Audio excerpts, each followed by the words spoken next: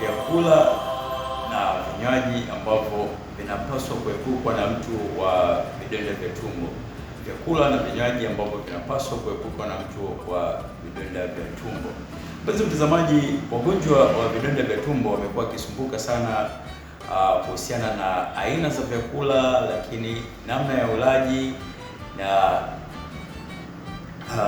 hatari mbalimbali ambazo zinaweza zikawapata kutokana na vyakula hivyo. Sasa hapa nimetoa tu baadhi ya vyakula ambavyo hivi inapaswa kuepukwa kwa kiwango kikubwa sana, kwa sababu usipozingatia una uwezekano mkubwa wa kuongeza tatizo au kuchelewesha uponaji.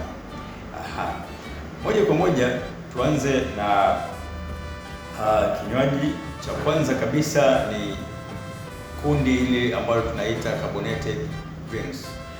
Carbonated drinks tunamaanisha vinywaji kama soda, vinywaji kama energy drinks.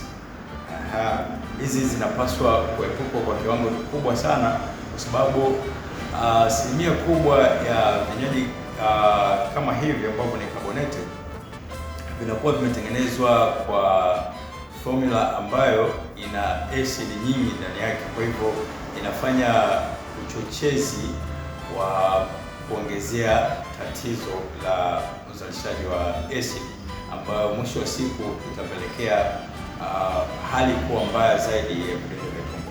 Lakini hapo katika vinywaji, ikiwa ni fresh juice, labda kwa mfano, kuna wengine atasema hanywi soda, hanywi energy drinks, lakini anakunywa juisi za kutengeneza labda za matunda. Kwa hiyo kuna matunda ambayo yanapaswa kuepukwa katika juisi ya mtu mwenye vidonda vya tumbo.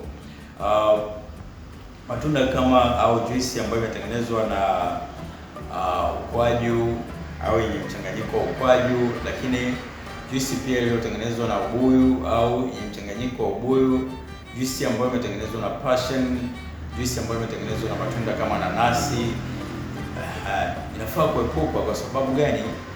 Kiasili haya matunda yana asidi nyingi. Sasa unapotumia asidi nyingi wakati hiyo tayari kuna tatizo la vidonda vya tumbo.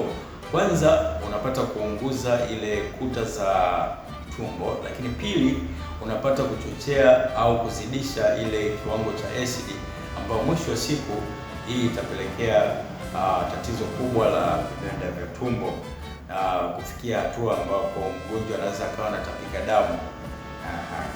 Inakuwa ni kiashiria kibaya sana cha vidonda vya tumbo. Lakini kundi la pili ni vyakula vyenye viungo vingi. Ukisema vyakula vyenye viungo vingi, hapa inaweza tukamaanisha vyakula kama pilau, vyakula kama biriani, lakini michuzi, kwa mfano michuzi ambayo inatiwa viungo vingi.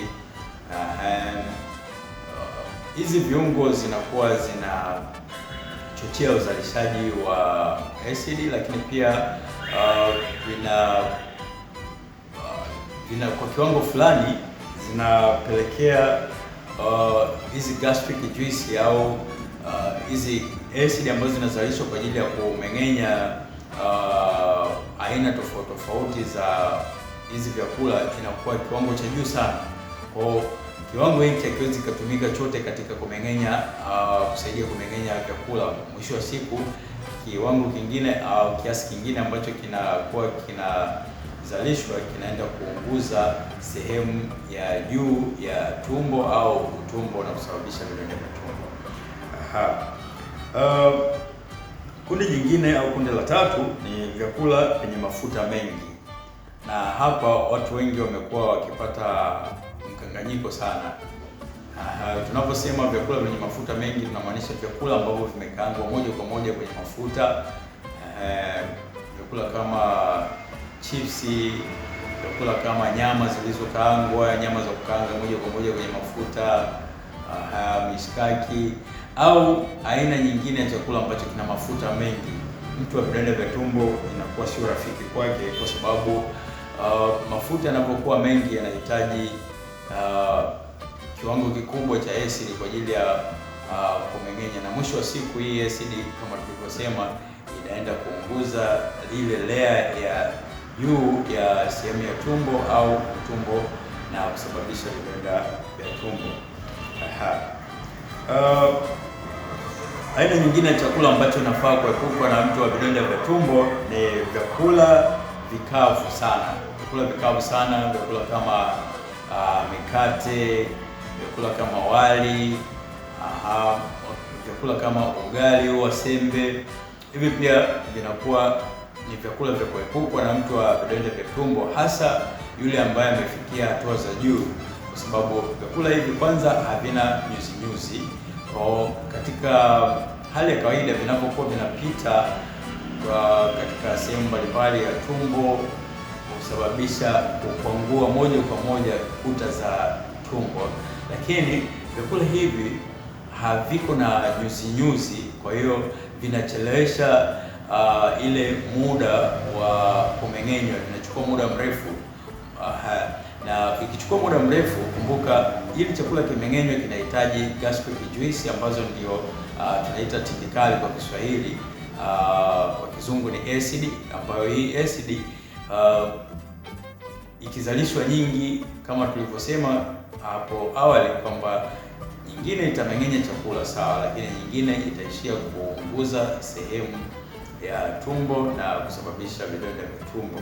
Kwa hiyo vyakula vikavu vinafaa kuepukwa kabisa na mtu wa vidonda vya tumbo. Lakini kundi jingine au vyakula vingine ambavyo vinafaa kuepukwa ni dagaa, lakini pia maharage kwa aina zake. Hizi huwa tunaita ni kundi la mikunde. Hapa inajumuisha maharage, inajumuisha choroko, njugu, inajumuisha pia